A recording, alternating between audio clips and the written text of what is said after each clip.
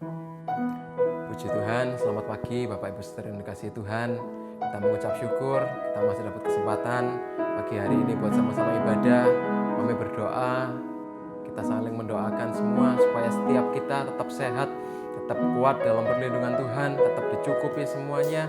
Dan pagi hari ini kita mau lagi siapkan hati kita mau menyembah Tuhan, kita mau memuji Tuhan dengan sungguh-sungguh, dan kita mau pakai waktu ini dengan baik. Mari kita sama-sama sembah Tuhan. Haleluya. Terima kasih Yesus, kami mengucap syukur. Haleluya. Terima kasih Tuhan. Haleluya. Yesus. Haleluya.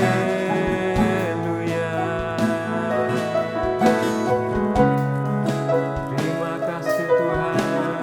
Kita sama-sama katakan, dengan darah-Mu Kau tebus dosaku, dengan nyawa-Mu Kau tukar hidupku. Kini aku sepenuhnya milik-Mu. Akulah anak-Mu. Dari awal katakan, dengan darah-Mu Kau tebus dosaku, dengan nyawa-Mu Kau tukar hidupku. Kini aku sepenuhnya milik-Mu. Akulah anak-Mu. Yesus, Yesus, Yesusku berseru. Yesus, Yesusku panggil nama-Mu. Pengabdianku hanya pada-Mu. Yesus, Yesus, Engkaulah Tuhanku.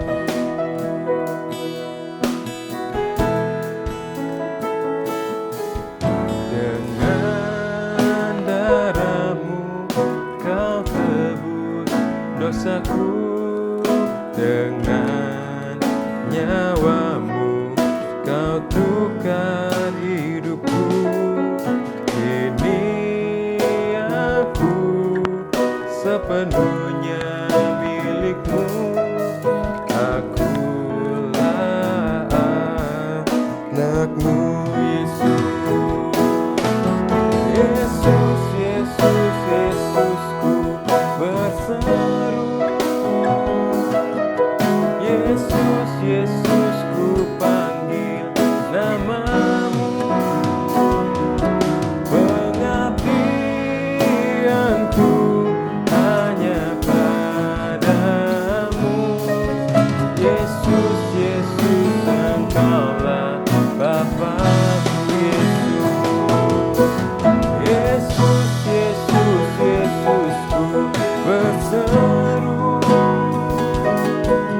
Yesus, Yesusku panggil nama-Mu. Pengabdianku hanya pada-Mu.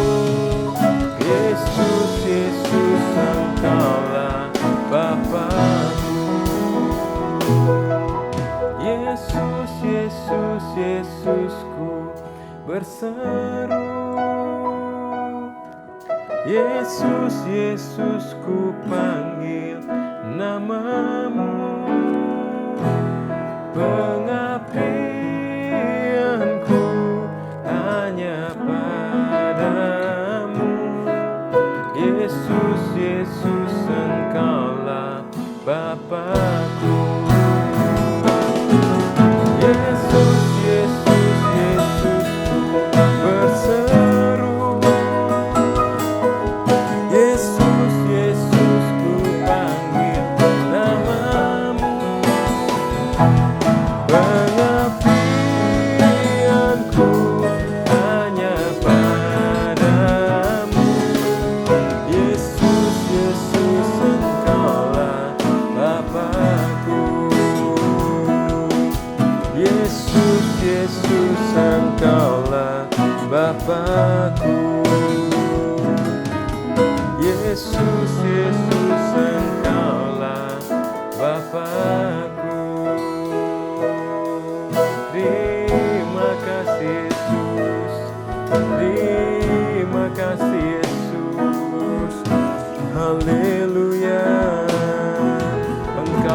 Bapa kami Yesus, Engkau Tuhan kami, Engkau segalanya bagi kami.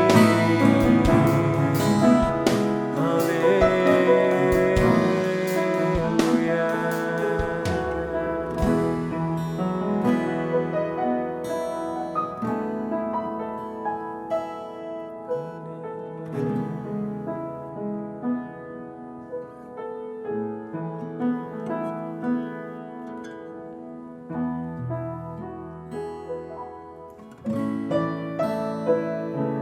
Kita mau sama-sama nyanyikan lagu yang kedua. Kita mau lebih sungguh-sungguh lagi.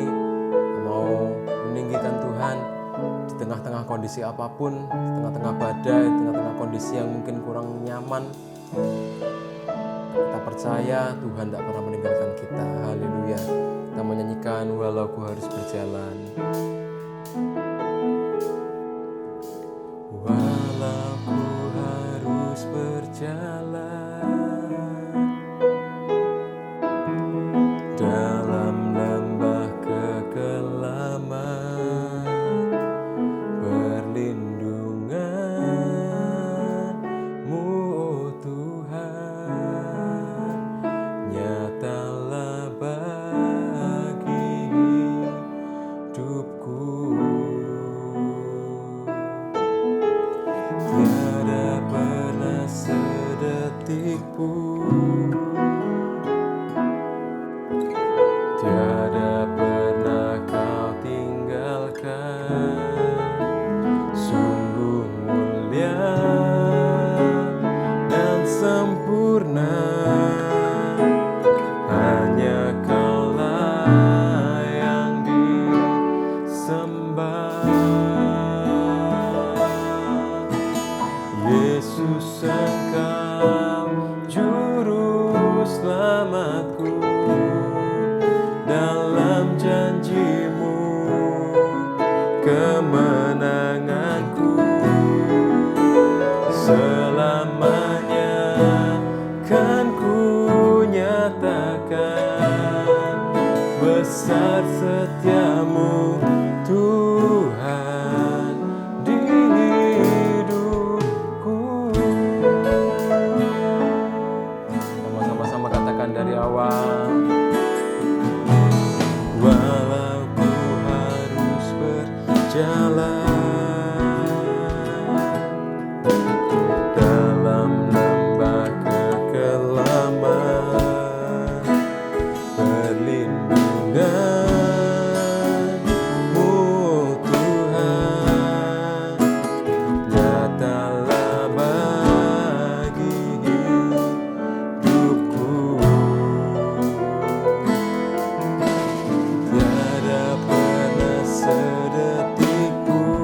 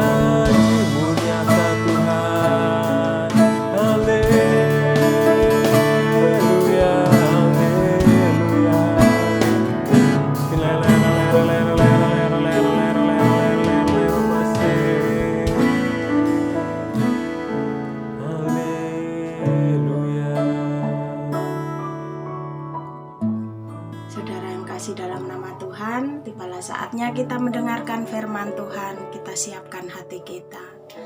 Kita berdoa bersama-sama. Tuhan Yesus, kami mengucap syukur pada pagi hari ini. Kami boleh melaksanakan ibadah online bersama-sama Tuhan. Tuhan, sebentar kami mau mendengarkan firman-Mu. Biarlah firman-Mu Tuhan yang Kau taburkan melalui hamba-Mu hari ini Bapa, boleh menjadi berkat bagi kami dan boleh menumbuhkan iman kami semakin Tuhan tumbuh di dalam kehidupan kami, dan pakai setiap kami Tuhan yang mendengarkan firman-Mu hari ini Bapa, boleh menjadi berkat dalam kehidupan kami Tuhan. Terima kasih Bapa. Tuhan, urapi setiap hamba-Mu yang menyampaikan firman-Mu. Berkati Tuhan kehidupannya. Biarlah Tuhan firman yang hendak ditaburkan dapat menjadi berkat bagi kami semua. Terima kasih Bapa.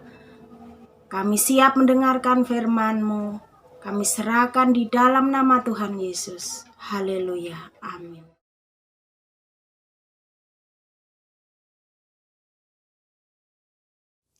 Shalom saudara, selamat pagi, selamat bersekutu kembali di dalam nama Tuhan Yesus Kristus.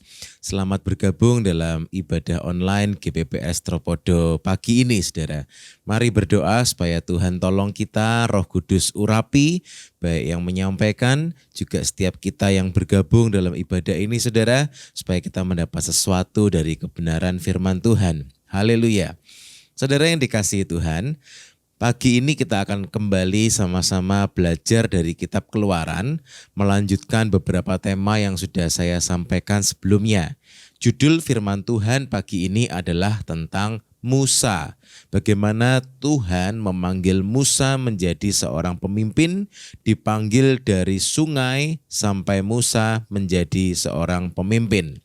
Saudara, ketika kita membaca kitab Keluaran, maka kita akan melihat begitu banyak penjelasan juga pelajaran dari seorang tokoh yang luar biasa yang namanya Musa. Saudara, Musa ini bukan seorang yang sempurna atau seorang yang tiba-tiba memang jadi pemimpin, tapi ada begitu banyak proses yang dia alami sehingga dia menjadi seorang pemimpin. Nah, saudara, pagi ini kita mau belajar karena Allah juga akan mengerjakan proses yang serupa dalam kehidupan orang percaya, karena Allah juga ingin memanggil saudara dan saya untuk menjadi alatnya, untuk menjadi pemimpin, untuk menjadi berkat dalam generasi kita di zaman kita. Mari saudara kita awali dengan membaca satu ayat dalam kitab Ibrani.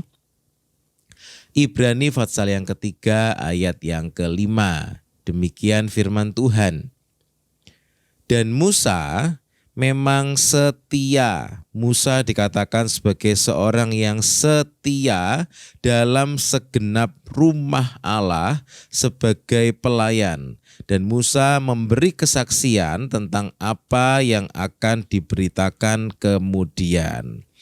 Saudara yang dikasihi Tuhan, setelah Musa menyelesaikan segala tugasnya dalam kitab Keluaran, Imamat, Bilangan, Ulangan, ternyata nama Musa disebutkan dan diberi satu rekomendasi yang luar biasa di dalam kitab Ibrani. Musa dikatakan sebagai seorang yang setia di dalam segenap rumah Allah, melakukan apa yang menjadi kehendak Allah.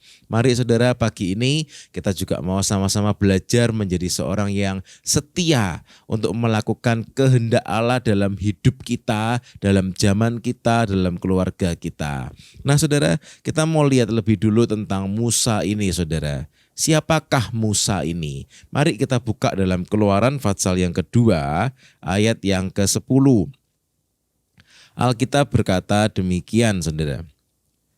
Ketika anak itu telah besar, dibawanyalah kepada putri Firaun yang mengangkatnya menjadi anaknya dan menamainya Musa, sebab katanya, karena aku telah menariknya dari air.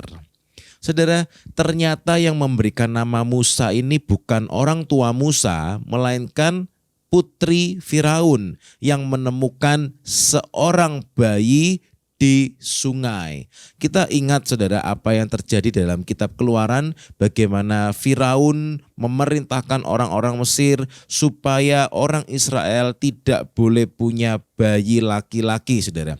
Kalau ada bayi laki-laki harus dibunuh. Singkat cerita, orang tua Musa, Amran dan Yokebed mengambil satu inisiatif, mengambil satu tindakan iman, anak ini harus hidup. Bagaimana caranya? Ditaruh di sungai. Sehingga singkat cerita putri Firaun menemukannya dan menariknya dari air, dan itulah arti kata Musa. Jadi Musa itu kalau dalam bahasa Indonesia ditarik dari air. Jadi kalau Musa ini mungkin dalam situasi Indonesia, dia ketemu temannya, ditanya siapa namamu, ditarik dari air. Loh, namanya kok aneh begitu? Ya memang itu namanya saudara, ditarik dari air, sehingga Musa selalu ingat bahwa hidupnya berawal dari sungai yang tidak menentu, berawal dari sungai yang bisa merenggut nyawanya, tapi kemudian dia ditarik dari air. Dari namanya kita bisa melihat bahwa ada anugerah yang besar yang menyelamatkan Musa, ditarik keluar dari air. Seperti kitab Keluaran, orang Israel keluar dari Mesir, masuk kepada tanah perjanjian. Musa keluar dari air untuk masuk dalam rencana Allah yang luar biasa. Saudara dan saya ditarik keluar dari dunia ini untuk menjadi saksi Kristus. Seperti Abraham juga ditarik keluar dari negeri nenek moyangnya untuk mengikuti jalan iman yang ditunjukkan Allah kepadanya. Nah saudara, kita melihat kisah hidup Musa diawali dari sungai, saudara. Di sungai ini Musa disebut sebagai anaknya Amram, anak orang tuanya. Bagaimana masa depannya? Masa depannya kelam. Orang tuanya tidak bisa menjamin masa depannya, saudara. Ini yang terjadi dalam hidup Musa. Lalu kemudian Musa masuk di dalam istana, saudara. Musa menjadi anak dari putri Firaun. Musa hidup dalam kelimpahan. Kelimpahan apa? Kelimpahan harta dan kemewahan. Saudara bayangkan, dari air ditarik dari sungai masuk ke dalam istana. Apakah hidupnya selamanya ada di istana? Ternyata tidak. Kita tahu kisahnya, Musa kemudian pindah atau lari ke Midian, dan kemudian Musa menjadi seorang gembala.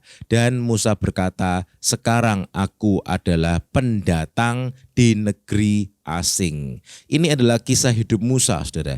Dari anak Amram menjadi anak putri Firaun, menjadi gembala. Dari masa depan yang kelam menjadi hidup yang penuh kelimpahan, harta dan kemewahan, dan kemudian berpindah lagi menjadi pendatang di negeri asing. Ini adalah kisah hidup Musa yang berubah-ubah, saudara. Dan kemudian Alkitab mengatakan bagaimana Allah memanggil Musa, dan inilah yang akan kita pelajari bersama-sama, bagaimana Allah juga rindu untuk memanggil saudara dan saya. Boleh saudara katakan pada orang di sebelah kanan kiri saudara, "Hei, Allah memanggilmu." Haleluya. Allah memanggilmu, saudara. Allah memanggilmu. Allah mau memakai engkau untuk menjadi alatnya. Mari kita sekarang buka dalam Keluaran pasal yang ketiga. Kita akan baca dalam ayat yang ke-10 dan ayat yang ke-11. Demikian firman Tuhan. Allah berkata, "Jadi sekarang pergilah, aku mengutus engkau kepada Firaun untuk membawa umatku orang Israel keluar dari Mesir." Tetapi Musa berkata kepada Allah, "Siapakah aku ini? Maka aku yang akan menghadap Firaun dan membawa orang Israel keluar dari Mesir."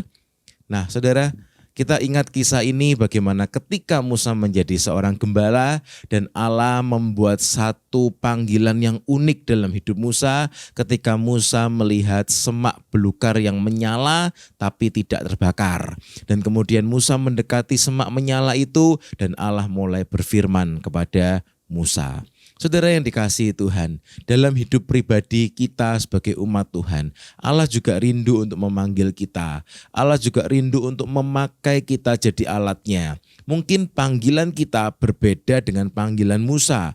Musa panggilannya begitu besar, membawa orang seisi bangsanya keluar dari Mesir menuju ke tanah perjanjian. Apa panggilan kita? Setidaknya panggilan kita yang pasti adalah firman Tuhan berkata, satu orang percaya diselamatkan maka seisi rumah juga diselamatkan. Panggilan kita yang mula-mula adalah kita membawa keluar orang seisi rumah kita dari kegelapan menuju kepada terang Kristus yang ajaib. Kita semua dipanggil, kita semua mendapat panggilan yang luar biasa, saudara. Nah, bagaimana Musa meresponi panggilan ini? Berikutnya, kita melihat dalam Keluaran pasal yang ketiga ini, mulai ayat yang keempat sampai pasal 4 ayat yang ke-13, bagaimana Allah bercakap-cakap dengan Musa, dan ternyata Musa memberikan respon yang selalu menolak begitu, saudara ya. Dan kita melihat bagaimana kesabaran Allah untuk membimbing Musa, menunjukkan kepada Musa kasih setianya, kekuatannya, kuasanya. Dan ini kita sekarang mau lihat, saudara. Tadi kita melihat Allah berkata, pergilah, aku mengutus engkau untuk membawa umatku. Musa menyaut, saudara, siapakah aku ini? Musa merasa tidak layak, saudara. Kemudian Allah berkata lagi, bukankah aku akan menyertai engkau? Saudara, ketika Allah memanggil saudara dan saya, kita perhatikan bahwa Allah juga berjanji. Berjanji untuk apa? Menyertai kita. Kalau saudara ingat dalam amanat agung yang diberikan oleh Tuhan Yesus, pergilah, beritakanlah Injil kepada seluruh bangsa, jadikanlah mereka muridku dan baptislah mereka dalam nama Allah Bapa, Allah Putra dan Allah Roh Kudus. Dan Yesus juga berkata, ketahuilah bahwa aku akan menyertai engkau sampai kesudahan zaman. Saudara, mari kita mengucap syukur karena panggilan Allah selalu dilengkapi dengan janji penyertaan Allah. Kembali kepada percakapan Musa, Allah berkata, aku akan menyertai engkau. Dan kemudian Musa berkata, apakah yang harus kujawab kepada mereka? Nah, ini kadang-kadang pertanyaan yang juga sering kita miliki, saudara. Lalu saya harus ngomong apa? Apa yang harus saya sampaikan? Allah menjawab Musa, pergilah, kumpulkanlah para tua-tua Israel.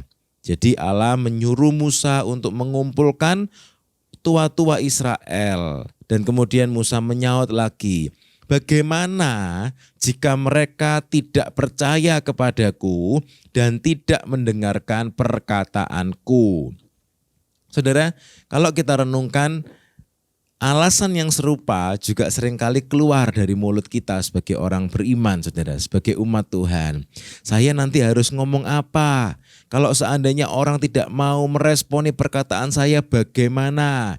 Dan pengandaian-pengandaian lainnya yang ternyata itu justru semakin membawa kekhawatiran dan ketakutan dalam hidup kita.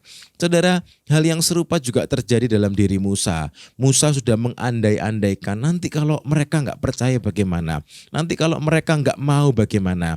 Padahal mungkin hal-hal itu belum tentu terjadi saat kita melangkah.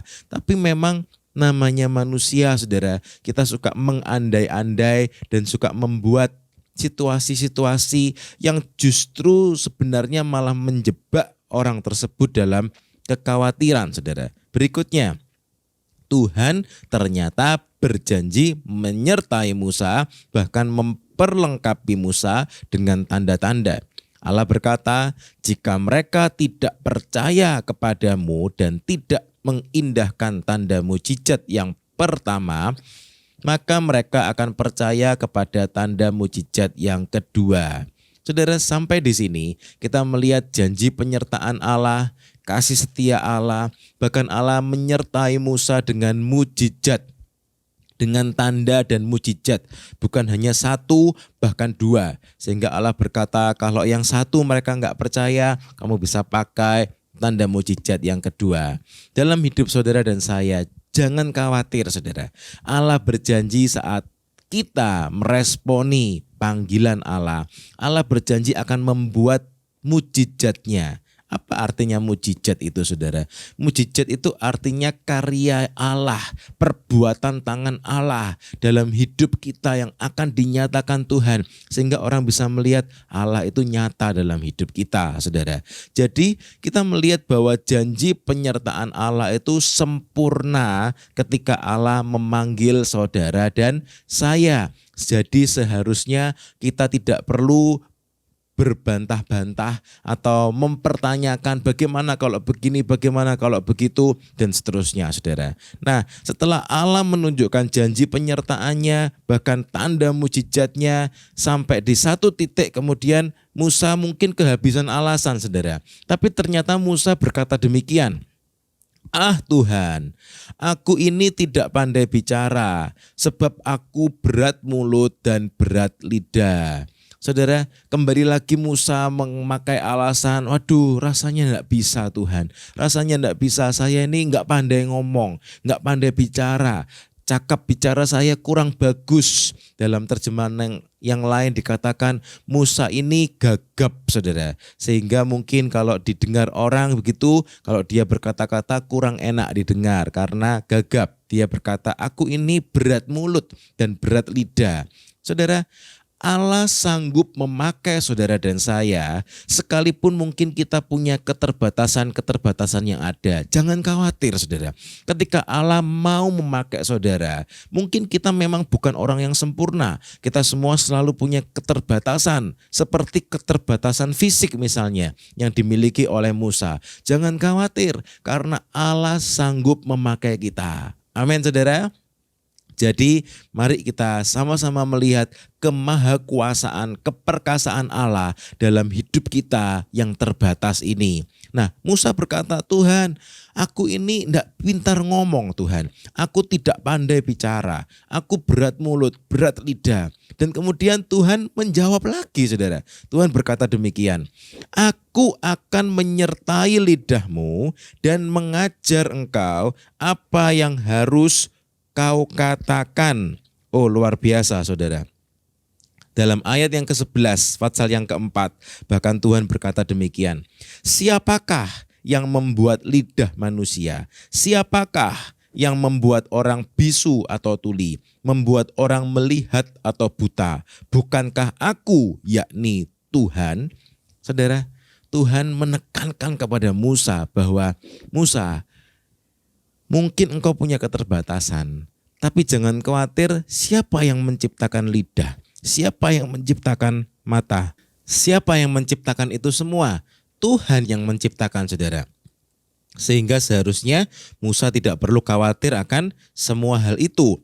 Nah, kemudian pada akhirnya Musa mungkin kehabisan alasan dan kemudian Musa berkata, ah Tuhan, utuslah kiranya siapa saja yang patut kau utus.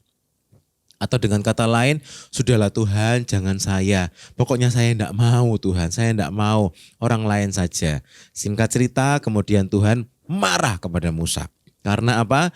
Musa tidak percaya akan janjinya Tuhan. Musa terus menolak ini dan itu sehingga Tuhan marah kepada Musa. Untungnya saudara, pada akhirnya Musa meresponinya dan Musa berkata, oke Tuhan, saya akan berjalan, saya akan mengikuti apa yang menjadi panggilan-Mu. Karena ternyata memang Tuhan sudah mempersiapkan segalanya, termasuk Tuhan ternyata sudah mempersiapkan Harun, kakak Musa, untuk menyertai Musa dalam mengerjakan tugas yang besar dan mulia ini. Saudara, sekarang kita mau sama-sama melihat saudara, mengapa sebetulnya Musa ini terus berkata tidak, dan tidak saudara. Saudara kalau kita ingat, Musa punya 3 hal saudara, yang mungkin bisa kita lihat dalam Alkitab. Yang pertama, Musa punya pengalaman yang buruk tentang Mesir saudara. Kita ingat bagaimana Musa itu lari keluar dari Mesir dan kemudian Musa sampai di Midian. Di Midian Musa menjadi gembala, lalu Musa mendapatkan panggilan Allah dan Musa harus kembali lagi ke Mesir untuk membawa orang Israel keluar dari Mesir menuju ke tanah perjanjian. Jadi Musa punya pengalaman yang buruk atau sejarah yang buruk tentang Mesir. Sehingga Musa tidak mau kembali ke sana, saudara, untuk menyelamatkan orang Israel dari Mesir. Namun sebetulnya yang tahu dengan tepat kondisi orang Israel di Mesir adalah Musa. Musa adalah orang Israel, juga sekaligus pernah menjadi penguasa di Mesir. Tuhan tahu dengan tepat bahwa Musa adalah orang yang tepat untuk melakukan tugas ini. Tapi Musa memiliki pengalaman yang buruk dengan Mesir sehingga Musa berkata tidak. Saudara, mungkin kita ingat tentang Yunus. Yunus juga adalah seorang yang berkata tidak ketika Allah memanggilnya untuk memberitakan firman kepada Niniwe. Saudara, Niniwe adalah ibu kota dari Asyur, saudara, saat itu. Sejarah mencatat bahwa orang tua Yunus itu dibawa ke dalam pembuangan menuju ke Asyur dan Yunus masih ada di Israel. Sehingga Yunus dipisahkan dari orang tuanya dan sejarah mencatat Yunus ini seperti marah kepada orang Niniwe yang merenggut orang tuanya dan membawa orang tuanya ke dalam pembuangan. Itu catatan sejarah, saudara, tidak disebut di Alkitab. Nah, Yunus juga merasa, Niniwe, saya tidak mau menobatkan orang Niniwe. Saya tidak mau orang Niniwe bertobat. Karena apa? Karena ada pengalaman yang buruk, sejarah yang buruk, juga sekaligus perasaan atau sikap hati yang buruk terhadap Niniwe. Saudara, Tuhan akan dengan unik memanggil kita untuk melakukan sesuatu yang mungkin adalah ganjelan-ganjelan dalam hati kita di hari-hari yang lalu. Dan itu ternyata cara Tuhan untuk bekerja dalam hidup saudara dan saya. Mengapa? Karena saudara, Tuhan ingin membereskan hal-hal yang belum beres dalam hidup kita. Mungkin Musa bisa berkata kepada Tuhan, Tuhan, suruh saya yang lain, saya akan kerjakan. Pokoknya jangan kembali ke Mesir. Mungkin Musa bisa berkata seperti itu, seperti juga Yunus. Yunus mungkin juga bisa berkata, Tuhan suruh saya ke negeri yang lain, pokoknya jangan ke Niniwe. Tapi Tuhan berkata, kamu harus pergi ke Niniwe. Musa, engkau kembali ke Mesir, bawa orang Israel keluar dari Mesir. Justru di tempat-tempat atau di titik-titik dalam hati kita yang masih belum beres, Tuhan itu ingin membereskannya, saudara. Tuhan ingin membereskannya. Satu contoh lagi. Ketika kita membaca surat Paulus kepada Filemon, Tuhan meminta Filemon untuk menerima Onesimus, saudara. Saudara bisa baca kitab atau surat Filemon hanya satu pasal, bagaimana Paulus menulis surat kepada Filemon, meminta Filemon untuk menerima Onesimus. Siapakah Onesimus itu? Onesimus adalah orang yang baru bertobat yang ditemui Paulus di dalam penjara, yang ternyata Onesimus ini adalah hamba dari Filemon yang pernah berbuat kesalahan, kekeliruan dalam rumah tangga Filemon, tapi Paulus meminta Onesimus kembali ke Filemon. Dan Paulus menulis kepada Filemon, mari terima Onesimus bukan sebagai hamba lagi, namun sebagai seorang saudara yang kekasih. Alkitab berulang kali menunjukkan bagaimana ketika Allah bekerja dalam hidup saudara dan saya, Allah akan bekerja sedemikian sehingga hal-hal atau pengalaman-pengalaman yang lalu itu dibereskan oleh Tuhan. Dibereskan oleh Tuhan. Kenapa? Karena Tuhan mau membuat kita menjadi tanpa celah, tanpa noda. Tuhan ingin membereskan kehidupan saudara dan saya. Oh haleluya. Itu yang Tuhan mau kerjakan dalam hidup kita, saudara. Dan yang kedua, apa yang dialami Musa? Nah, Musa ternyata pernah jadi pembunuh di Mesir, saudara. Kita ingat ceritanya, Musa bukan hanya punya pengalaman yang buruk tentang Mesir, tapi Musa juga betul-betul buruk, saudara. Musa ini seorang pembunuh. Musa pernah membunuh seorang tentara Mesir karena dia ingin membela orang sebangsanya, dan Musa membunuh seorang Mesir disembunyikan di dalam pasir, saudara, dan ternyata kemudian ketahuan. Berikutnya, saudara, bukan hanya pengalaman yang buruk, bukan hanya pernah jadi pembunuh, tapi Alkitab juga mencatat bagaimana orang Israel menolak Musa. Nah, ini yang tidak enak, saudara. Mari kita baca dalam Kisah Para Rasul 7 ayat 26 sampai ayat 27. Jadi pengalaman Musa yang buruk itu bukan hanya terhadap orang Mesir, tapi juga terhadap orang Israel yang ada di Mesir. Kisah 7 ayat 26, pada keesokan harinya ia muncul pula ketika dua orang Israel sedang berkelahi, lalu ia berusaha mendamaikan mereka, katanya, saudara-saudara, bukankah kamu ini bersaudara? Mengapakah kamu saling menganiaya? 27, tetapi orang yang berbuat salah kepada temannya itu menolak Musa dan berkata, siapakah yang mengangkat engkau menjadi pemimpin dan hakim atas kami? Nah, penolakan itu membuat kesakitan, saudara. Ketika Musa ditolak, Musa ingin menolong tapi ternyata ditolak. Dikatakan, siapakah yang mengangkat engkau menjadi pemimpin dan hakim atas kami? Ketika kita ditolak itu sakit, saudara. Sakit. Seakan-akan kita merasa saya mau menolong kok ternyata ditolak. Nah, ternyata justru Allah memanggil Musa kembali kepada orang Israel yang pernah menolak Musa. Jadi saudara, Tuhan itu kalau bekerja begitu unik, saudara. Ingin membereskan semua hal-hal yang masih belum beres dalam hidup kita. Jadi kita melihat Musa ini ada kesalahan di Mesir, ada kegagalan, juga ada dosa. Saudara, Musa seorang pembunuh, Musa ditolak, Musa punya pengalaman yang buruk tentang Mesir. Singkat cerita, hal-hal ini membuat Musa, Tuhan yang lain saja Tuhan. Jangan bawa saya kembali ke Mesir. Saya sekarang sudah di Midian. Saya sudah jadi gembala. Saya sudah hidup sebagai pendatang di negeri asing. Sudah Tuhan, saya mau memulai hidup yang baru ini. Saudara, kadang-kadang ketika orang lari dari Tuhan, orang-orang ingin menjauh dari Tuhan, ingin membuat hidupnya, masa depannya dengan caranya sendiri. Sebetulnya orang itu tidak akan memenuhi atau menggenapi panggilan Allah dalam hidupnya. Di Midian mungkin Musa mulai sukses, saudara. Mulai membangun hidup yang aman dan nyaman, misalnya begitu.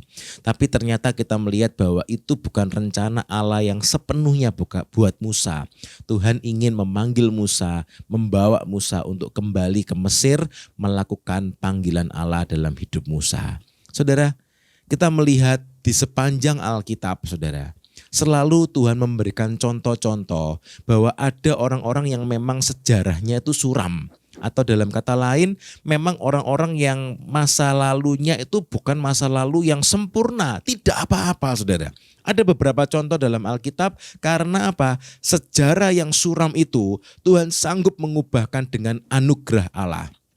Kita melihat beberapa contoh sejarah yang suram dan anugerah Allah yang mengubahkan sejarah yang suram itu. 1, Paulus, saudara. Paulus ini seorang penganiaya, bukan hanya sekali, 2 kali, tapi berkali-kali, bahkan penganiaya yang kejam.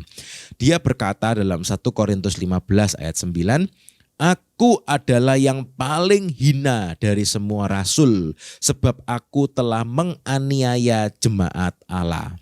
Saudara, Paulus merasa hidupnya begitu jelek, begitu gagal, begitu banyak kekeliruan. Tapi Tuhan panggil Paulus, saudara. Contoh yang lain lagi, Petrus yang adalah murid Tuhan. Ketika Petrus dipanggil, saudara, Petrus berkata, Tuhan, pergilah daripadaku karena aku ini seorang berdosa. Lukas 5 ayat yang ke-8. Saudara, Petrus ini bukan orang yang sempurna. Petrus adalah seorang yang berdosa. Bahkan dia merasa, aku tidak layak Tuhan. Tapi Tuhan Yesus berkata, mari ikut aku. Engkau bukan lagi jadi penjala ikan. Engkau akan menjadi penjala manusia. Satu contoh lagi, Yesaya, saudara. Dalam Yesaya 6 ayat yang ke-5. Yesaya berkata, celakalah aku binasa. Sebab aku ini seorang yang najis bibir. Dan aku tinggal di tengah-tengah bangsa yang najis bibir. Siapakah Yesaya ini? Seorang yang juga tidak sempurna. Banyak kesalahan dalam perkataannya. Bahkan bukan hanya kesalahan, kejahatan dalam mulutnya, saudara. Sehingga Yesaya menjelaskan dirinya sendiri sebagai, aku adalah seorang yang najis bibir, celaka aku. Tapi Alkitab berkata bagaimana seorang malaikat datang dan kemudian menyentuh bibirnya Yesaya dengan bara api dan berkata, dengan ini engkau ditahirkan. Aku mengampuni engkau. Aku mengampuni engkau. Dan Tuhan memberikan kuasa kepada Yesaya juga supaya tidak lagi najis bibirnya. Saudara, Tuhan memakai orang-orang yang tidak sempurna untuk menunjukkan kesempurnaan kasih Allah dalam hidup orang-orang yang tidak sempurna ini. Saudara, jangan putus asa. Jangan menyerah. Jangan merasa terpuruk. Iblis selalu suka berkata, engkau tidak layak. Iblis selalu suka berkata, engkau tidak akan bisa dipakai Tuhan. Iblis mungkin akan berkata, sudah hidupmu tamat. Karena apa? Engkau begitu jahat. Engkau tidak mungkin dipulihkan. Engkau tidak mungkin dipakai oleh Tuhan. Saudara, pagi ini, kalau saudara dengar firman ini, pagi ini kalau saudara bergabung dalam ibadah online ini, bukan kebetulan. Mengapa? Karena Tuhan sedang ingin memanggil saudara. Tuhan sedang ingin memegang tangan saudara. Tuhan sedang ingin mengangkat saudara. Matius 12 ayat yang ke-20 berkata, buluh yang patah terkulai tidak akan diputuskannya. Sumbu yang pudar nyalanya tidak akan dipadamkannya sampai ia menjadikan hukum itu menang. Dan pada nyala bangsa-bangsa akan berharap. Matius 12 ayat 20 sampai 21. Saudara, ketika engkau merasa terpuruk, ketika mungkin iblis selalu suka menuduh engkau, apa yang harus kita lakukan? Pandang pada Yesus. Haleluya. Pandang pada Yesus. Mengapa? Karena Yesus yang mengasihi orang yang tidak sempurna dengan kasih yang sempurna. Dan kasih yang sempurna itu akan mengubahkan kehidupan saudara dan saya. Kita semua orang yang tidak sempurna, saudara. Kita semua mungkin punya masa lalu yang tidak baik. Masa lalu yang buruk, masa lalu yang suram. Mungkin masa lalu kita tidak sesuram Paulus. Tidak sesuram Petrus, tidak sesuram Yesaya.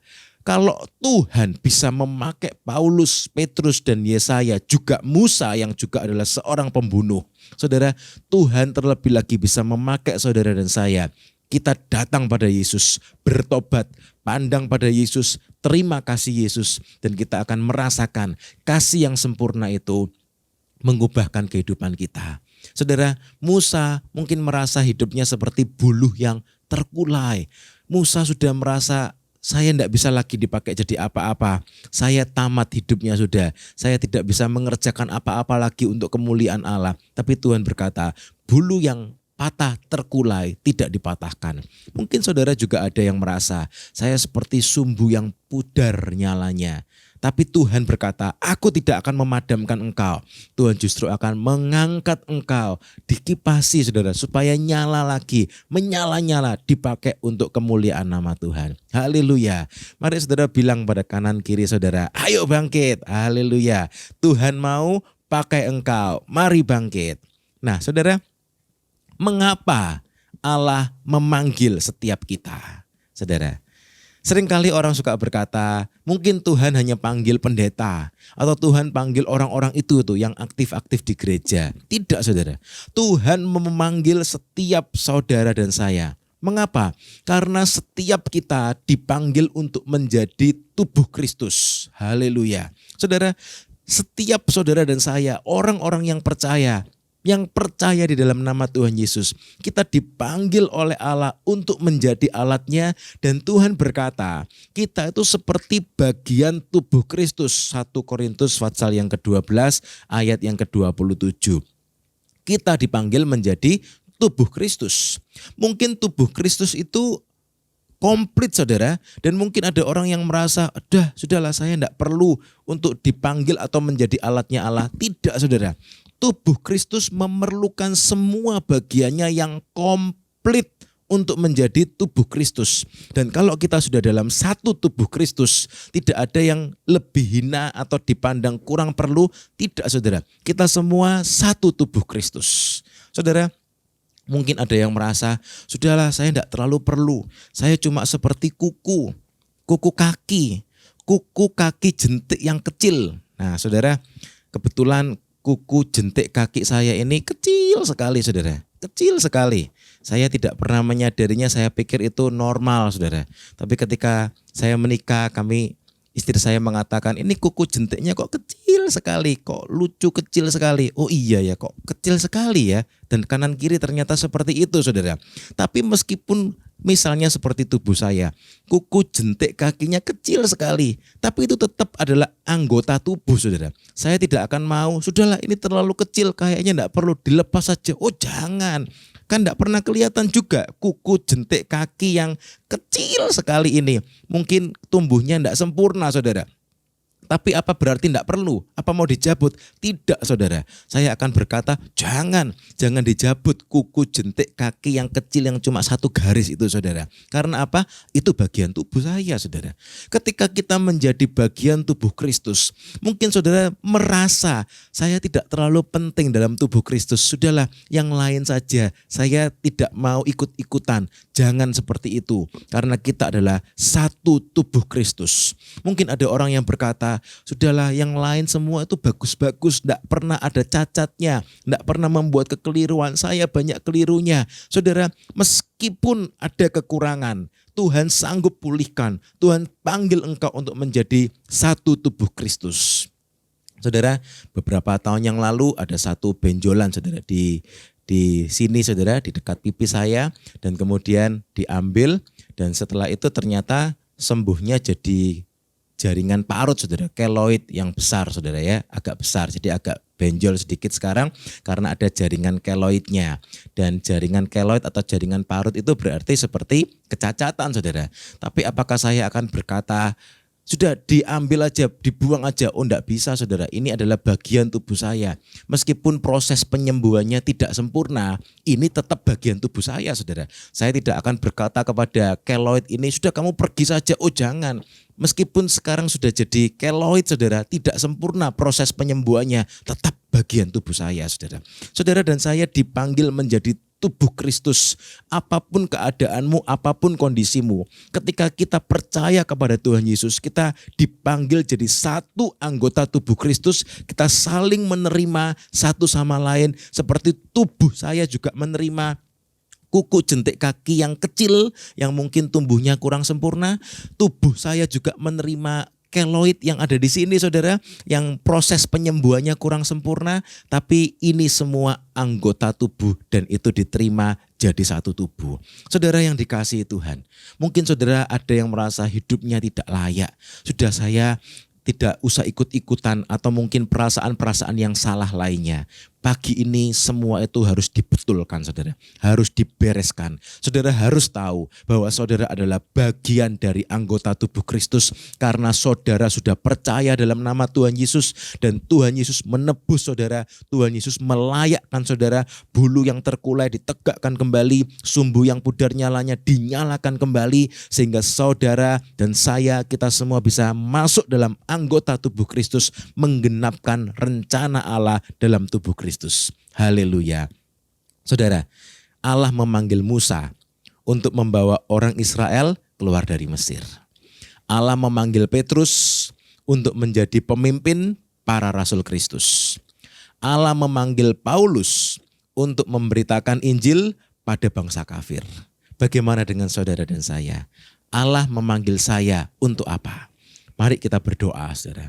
Kita tanya pada Tuhan. Tuhan, terima kasih buat kasih anugerah-Mu yang sudah menebus saya, menyelamatkan saya, mengangkat saya. Dan Tuhan sekarang mari tunjukkan, nyatakan, ajari saya. Allah memanggil saya untuk apa? Allah memanggil engkau untuk menyelamatkan seisi rumahmu. Allah memanggil engkau untuk menjadi terang buat keluargamu, buat keluarga besarmu. Jangan pernah lari atau menghindar. Mungkin Tuhan mengingatkan engkau, ayo balik kepada keluarga besarmu. Atau mungkin balik kepada keluargamu. Panggil mereka, bawa mereka. Mungkin ada yang berkata, oh Tuhan suruh saya melayani orang lain, saya akan layani. Tapi kalau keluarga saya, sudah Tuhan suruh orang lain saja. Nah, itu berarti ada yang kurang beres saudara. Dan Tuhan ingin membereskannya. Mengapa engkau tidak mau menjadi berkat buat keluargamu? Mungkin masih ada kepahitan, mungkin masih ada ganjelan, mungkin masih ada kemarahan. Dan itu yang sedang ingin Tuhan bereskan. Tuhan ingin memanggil saudara untuk menjadi berkat buat siapa mungkin. Yang sedang bersekolah, teman-teman sekolah, teman-teman sekelas. Yang bekerja, teman-teman dalam pekerjaan, lingkungan rumah tangga kita. Tuhan panggil kita untuk jadi berkat buat orang-orang di sekeliling kita. Jangan pernah ada yang merasa, toh yang saya kerjakan biasanya cuma kecil-kecil saja. Sekalipun kecil itu tetap harus ada saudara. Saya akan tutup dengan 2 buah contoh dari Alkitab yang mungkin sudah sering kita dengar. Sekalipun Tuhan memakai dalam bentuk atau aktivitas yang kecil, tapi kalau itu tidak ada, maka tidak akan ada cerita yang besar saudara. Saudara ingat tentang hamba atau budak perempuan Naaman.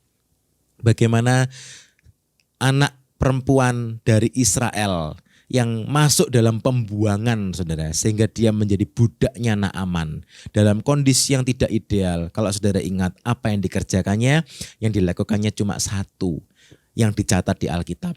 Dia berkata kepada tuannya, Tuan ini sakit kusta. Naaman itu panglima yang besar tapi sakit kusta. Budak perempuan ini berkata kepada nyonyanya, seandainya Tuan Naaman itu menghadap salah seorang nabi di Israel, dia pasti akan sembuh. Hanya itu yang dicatat di Alkitab.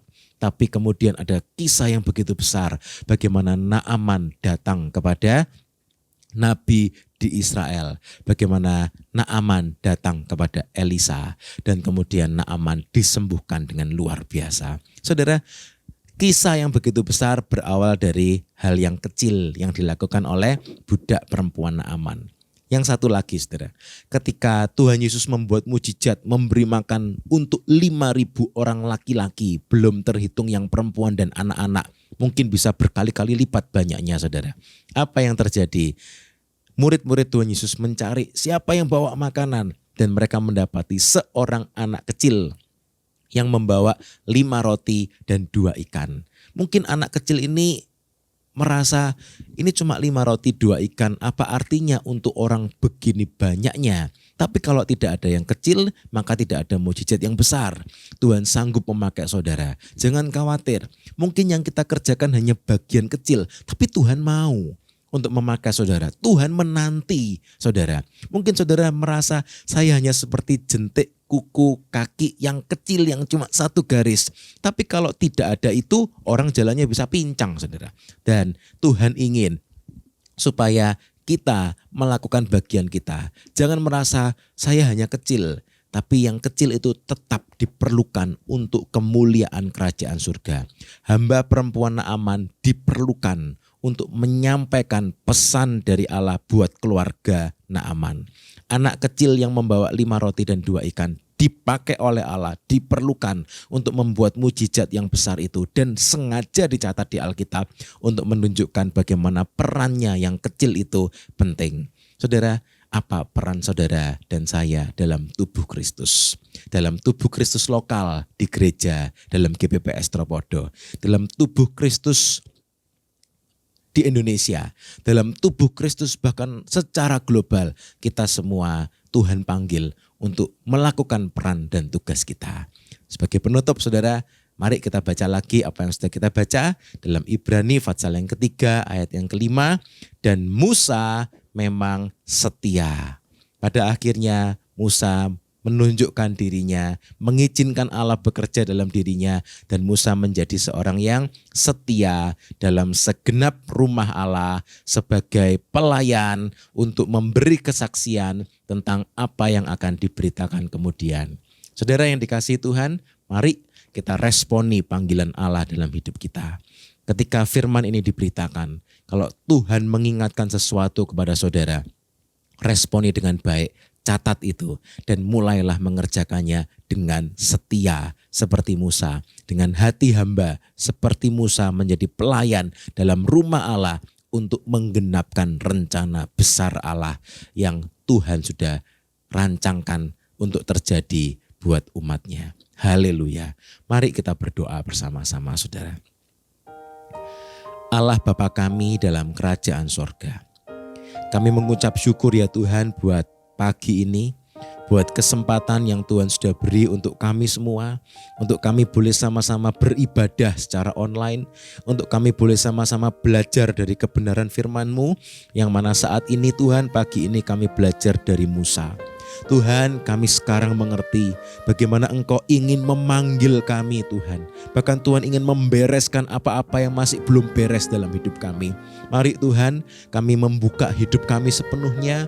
Kami mau membuka hati kami mau mengizinkan Engkau bekerja dalam hidup kami, mengerjakan, membereskan hal-hal yang mungkin masih belum beres dalam hidup kami. Mari Tuhan, ini hidup kami, bereskan Tuhan, genapkan rencana-Mu dalam hidup kami. Mari saudara, buka hatimu. Jangan ada hati-hati yang keras, jangan ada hati yang tertutup. Izinkan Tuhan bekerja di dalam nama Tuhan Yesus. Terima kasih Tuhan, terima kasih. Ini hidup kami Tuhan. Bekerjalah sepenuhnya. Nyatakan rencana-Mu Tuhan. Buka telinga kami, buka mata kami untuk kami melihat panggilan-Mu yang mulia dalam hidup kami. Terima kasih Tuhan, terima kasih.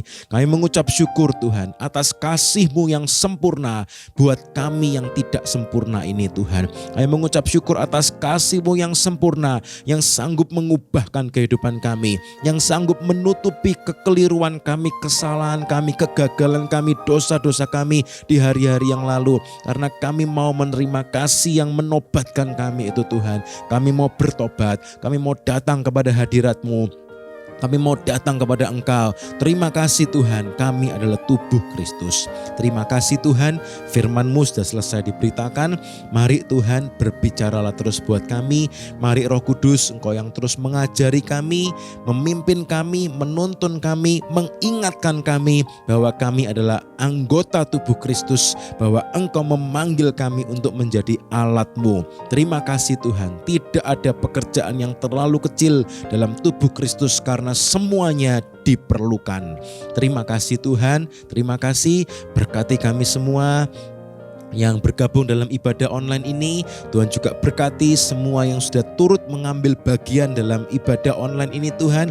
Baik yang mungkin orang melihat bagian besar ataupun bagian kecil, tapi pagi ini kami mengerti dan kami melihat Tuhan, tidak ada bagian yang kecil karena semuanya diperlukan Tuhan untuk kemuliaan nama-Mu. Mari Tuhan, berkati setiap hamba-hamba-Mu, pelayan-pelayan-Mu, umat-Mu yang sudah terlibat semua dalam mempersiapkan ibadah online ini. Tuhan berkati berlipat kali ganda.